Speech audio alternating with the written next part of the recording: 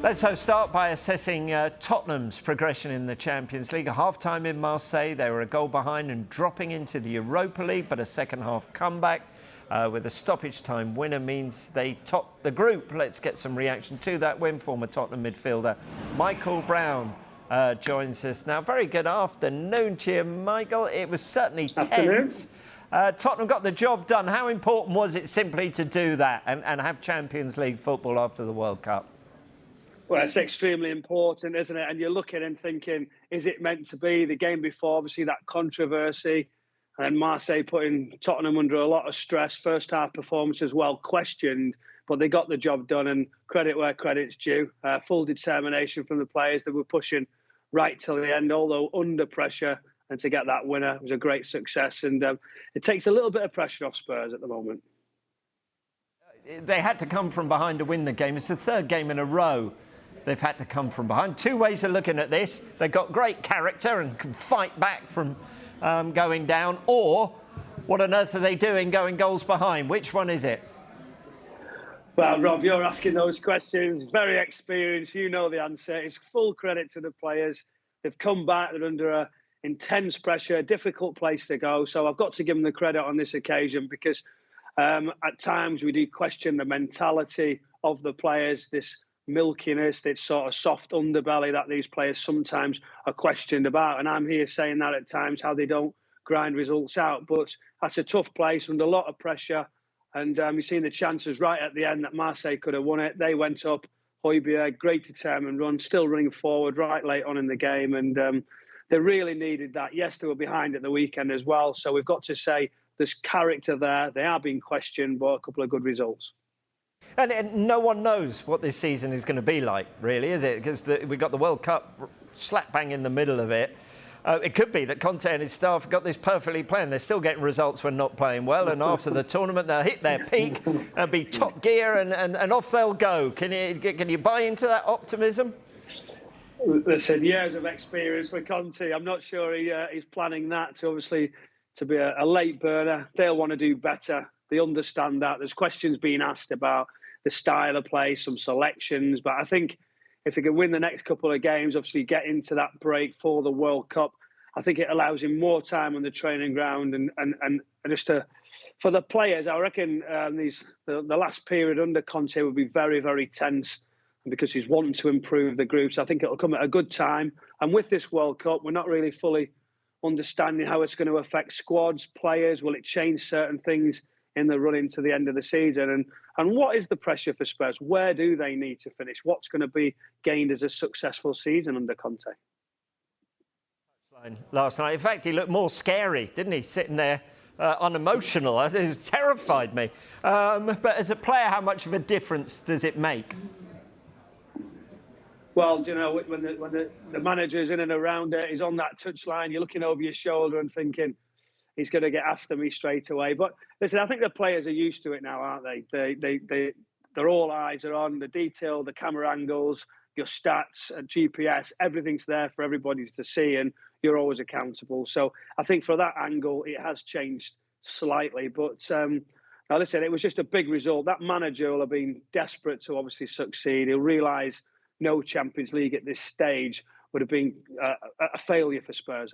Lots of question marks being asked about his future, the length of his stay at Spurs, and also the players. They've strengthened the squad. Yes, they're missing a couple, but there've been a lot of questions asked. So now it gives them a little bit of breathing space in that Champions League, but it's the league performances, and we've got a couple of difficult games coming up.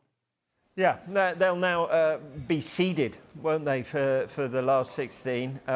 How big an advantage is that, or does it not matter? You're going to meet a big club, whatever happens, somewhere along the line.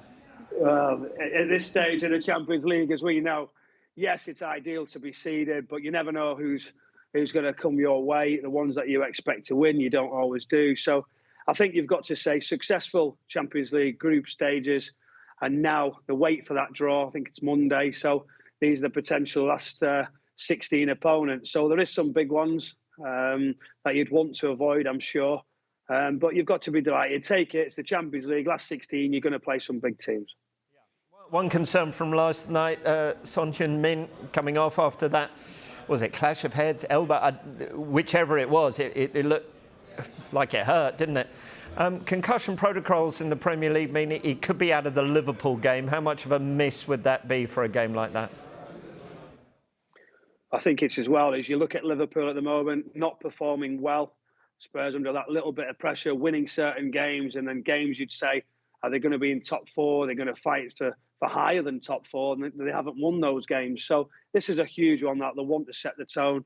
It's the Liverpool side who are struggling in confidence. So missing Son, he's done it before. When he left him out, come back with a great reaction. His scoring record hasn't been great of late, but I think he's a wonderful player. I think any team coming to play Spurs, you're looking and saying, where is Son? He runs in behind, he can finish both sides, and I think he's a wonderful player, and it'll be a big miss, and it looks likely that he's not going to feature at the weekend. There was the incident in that match, there was the incident at Anfield as well, wasn't there? UEFA don't have concussion substitutes. Would you like to see them brought in for European football? I think we're always looking to improve and give everybody advantage where we can. It was a bad injury, and I think it'll be welcomed. I think you've got to consider the safety of the players. You understand now why there's protocols going forward regards to when you've had the concussion, the amount of time before you can come back. And I think that side of it, scanning-wise, the treatment that you're going to get. I mean, Spurs medical team is arguably the best around. I think there's some wonderful people there in that department, and he'll get the best care, and rightly so.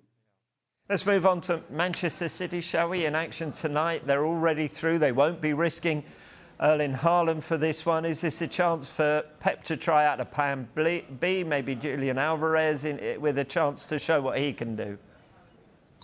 I think it's rightly so. I think when you win the group, the game to spare, you're going to see changes. I think one thing we always know about Pep Guardiola, he always respects the opposition and the tournament. You'd expect still some real senior players out there who need minutes. So, yeah, Alvarez will be one. There's many others as well coming in and around the squad. There's some injuries. Calvin Phillips is pushing as well. He's getting towards his full strength. So, listen, we're going to see some changes. It's going to be a strange night at the Etihad, a strange feeling, but it's Champions League. You've got to go and obviously show what you can do and to be in Pep Guardiola's squad for the weekend. City, of course, reached the semi-final last season, the final the season before. They now have, though, arguably the best striker in the world when he's fit. Is this season about finally becoming champions of Europe? I think, Rob, as you know, as you're fully aware, the pressure's on for City to deliver that. Pep Guardiola, it's almost a laughing stock that City haven't gone on and done it. That's the questions that keep getting asked. I was out in Porto in the final we've seen last year.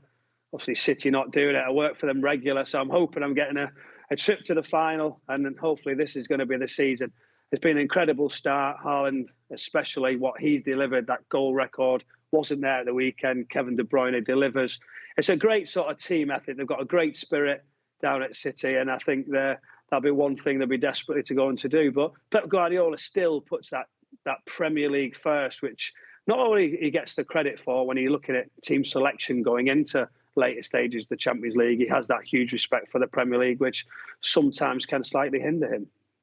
Michael, lovely to speak to you as always. Thank you very much indeed. Cheers.